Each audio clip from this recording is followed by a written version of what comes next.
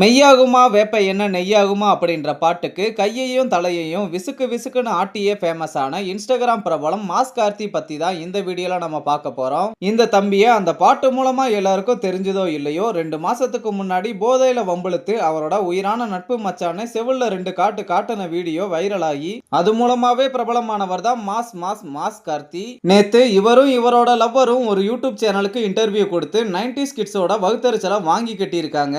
அப்படி அந்த இன்டர்வியூல என்னெல்லாம் நடந்திருக்கு அப்படின்றத இந்த வீடியோல பார்க்கலாம். அதுக்கு முன்னாடி நீங்க இன்னும் நம்ம சேனலை சப்ஸ்கிரைப் பண்ணாம இருந்தீங்கன்னா மறக்காம சப்ஸ்கிரைப் பண்ணி வச்சுக்கோங்க.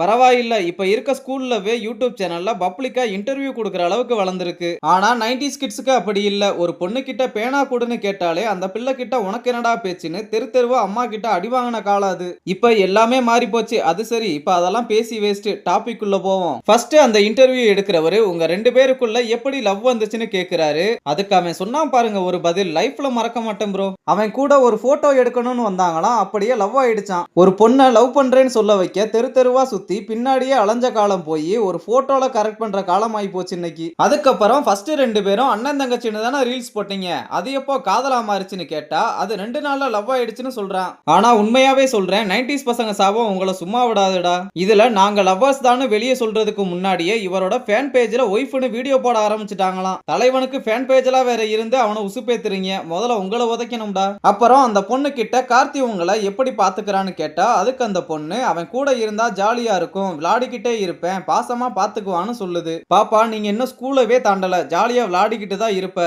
இப்ப நீங்க பண்ற லவ்ன்றது வேற, லைஃப்ன்றது டோட்டலாவே வேற.